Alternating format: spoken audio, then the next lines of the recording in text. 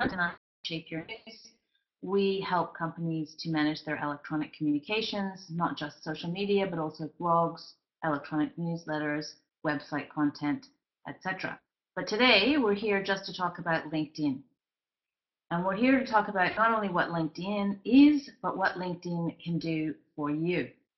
So welcome, and I'm just about to get rid of my sunny little face and go full screen with the presentation. Okay, so LinkedIn, what is it? Well, it's fairly straightforward, and I think most of you are probably aware of what LinkedIn is. It's a business-focused social media site with the primary objective of professional networking. So this is about keeping in touch with colleagues you've dealt with in the past, keeping in touch with people that you are dealing with now, and also keeping in or finding people that you may want to deal with in the future. Over 200 million users worldwide, and it's growing at a most amazing rate of 1 million users a week. So it is not an insignificant network of people. There are over 4 million users as of now in Australia, and that keeps growing, obviously.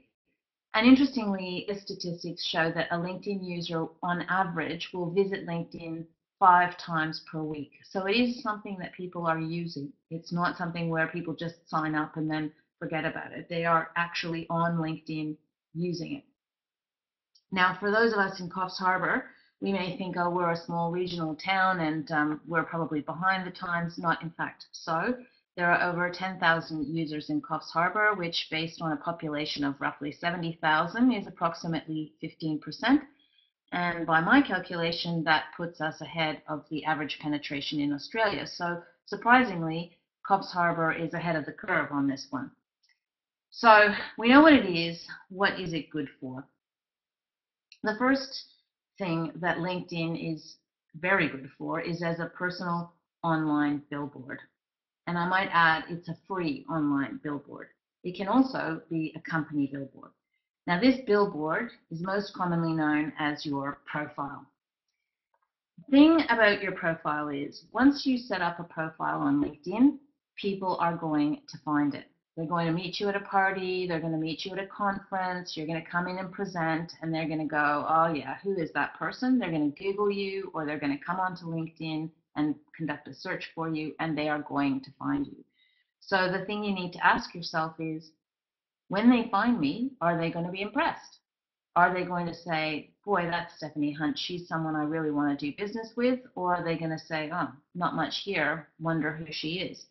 So if you are going to put a profile on LinkedIn at all, I encourage you to make that profile as strong, as current, and as thorough as you possibly can.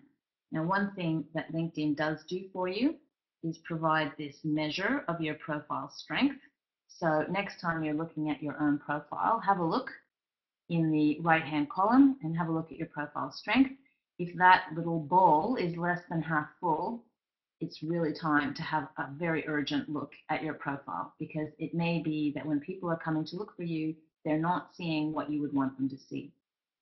Now, in case you don't believe me that people are looking at you, you go one level up here in the right-hand column and you'll see who's viewed your profile. And that will actually tell you in recent times how many people have looked at your profile. So I can see that in the last 15 days, 6 people have had a look at my profile.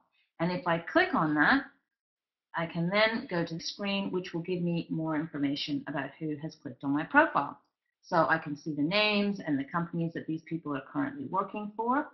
Now you'll see that some things provide me with quite detailed information, and in other cases I'm getting fairly top-line information, such as LinkedIn member, which doesn't tell me very much. Now this has to do with the privacy settings of the people who have looked at your site, and it's also got to do with LinkedIn, who are trying to find a way to get you to upgrade. So if you are to pay an extra $20 a month and go to one of their premium accounts, you would get more information about who has viewed your profile. However, if like me, you want to stay with the free account, you still get some pretty damn good information. And not only do you get this detailed information about specifically who's looked at your account recently, you can track how many views you've had over time. You can have a look at how many times your name has shown up in a search.